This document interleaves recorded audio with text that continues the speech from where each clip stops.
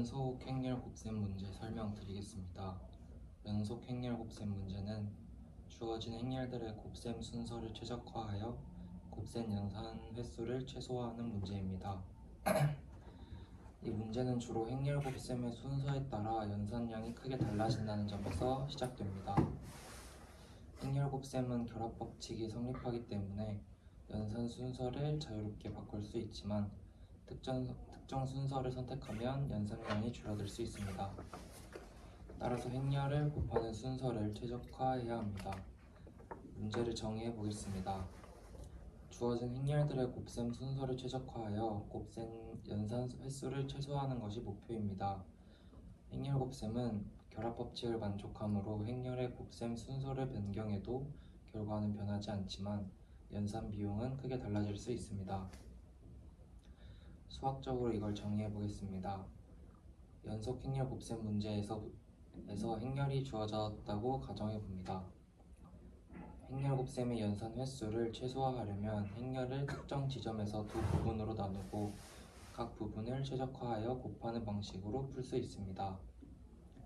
이를 수학적으로 정의하면 다음과 같습니다.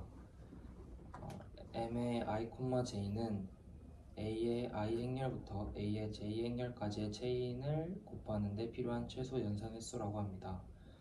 p는 행렬의 크기 배열로 p의 i-1은 행렬 a의 i의 행개수를 나타내고 p의 i는 a의 i의 열개수를 나타냅니다.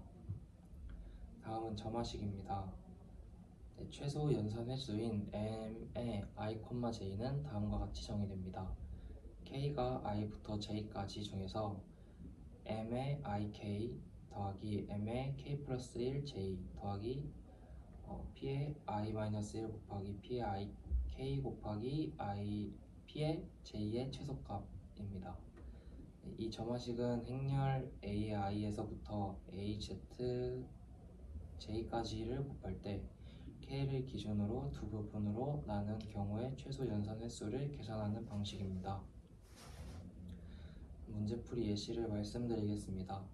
행렬 곱셈의 연산 횟수를 최소화하려면 각 부분 문제를 해결하면서 점진적으로 전체 문제를 해결해야 합니다.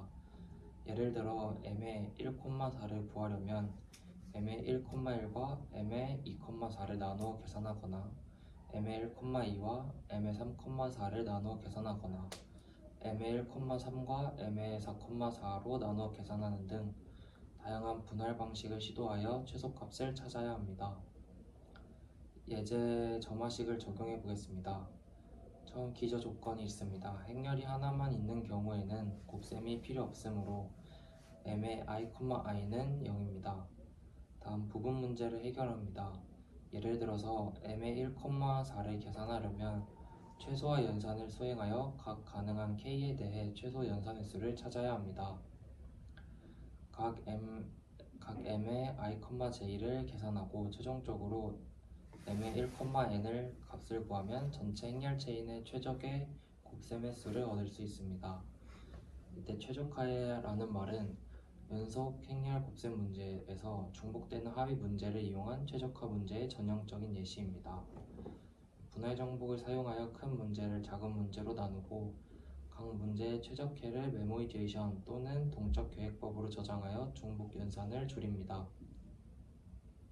이 문제는 계산 순서를 최적화하여 곱셈 횟수를 최소화하는 데 중요한 개념으로 다양한 최적화 문제에서 사용되는 기법을 보여주는 예가 됩니다. 위 문제를 세 가지 방법으로 풀어보겠습니다. 처음은 리컬전입니다. 재기적으로 이 문제를 풀면 단순하게 모든 경우를 다 계산합니다. 이 경우 연산 횟수가 급격하게 증가하기 때문에 큰 문제를 풀 때는 비효율적입니다. 설명을 해보겠습니다.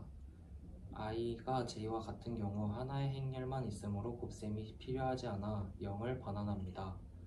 다음은 분할을 하는데 행렬 체인을 k를 기준으로 두 부분으로 나누고 각 부분의 최소 연산 횟수를 재기적으로 계산합니다.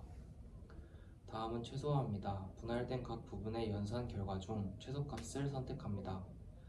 위 같은 방법으로 풀면 시간 복잡도는 2의 n제곱에 가깝습니다. 다음 메모이제이션입니다. 재기적 풀이는 같은 문제를 여러 번 계산하게 되므로 메모이제이션을 통해서 효율을 높일 수 있습니다. 매분 배열을 만들고 이전에 계산한 값을 저장합니다. 리컬시브 i, j 호출 시 이미 계산된 값이 있으면 다시 계산하지 않고 저장된 값을 번원합니다. 이로 인해서 불필요한 계산이 줄어들어 효율이 크게 증가합니다. 시간 복잡도는 b5의 n3제곱입니다. 동적계획법 DP입니다. 동적계획법을 사용하면 작은 문제로 분할하여 점진적으로 해를 구합니다.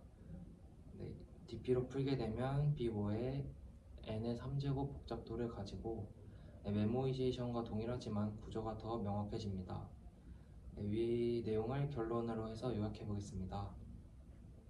연속 행렬 곱셈 문제는 행렬들의 곱셈 순서를 최적화하여 최소 연산 횟수를 찾는 문제로 결합 법칙을 활용하여 연산 순서를 자유롭게 바꿀 수 있지만 특정 순서를 선택하면 연산 비용을 크게 줄일 수 있습니다. 이 문제는 재기적 풀이, 메모이제이션, 동적계획법의 세 가지 접근법으로 해결할 수 있습니다. 재기적 풀이는 모든 경우를 탐색하여 비효율적이지만 문제의 구조를 이해하는 데 유용합니다. 메모이제이션은 재규의 중복 계산을 줄여 성능을 높이며 시간 복잡도는 b5의 n3제곱입니다. 하지만 여전히 스택 오버플로우의 가능성이 있습니다. 동적계획법은 상향식 접근으로 메모리와 성능 면에서 가장 효율적입니다. 특히 대규모 문제에 적합합니다. 따라서 연속 행렬 곱셈 문제의 최적화 방법 중 가장 효율적인 접근법은 동적계획법을 사용하는 것입니다. 이상입니다.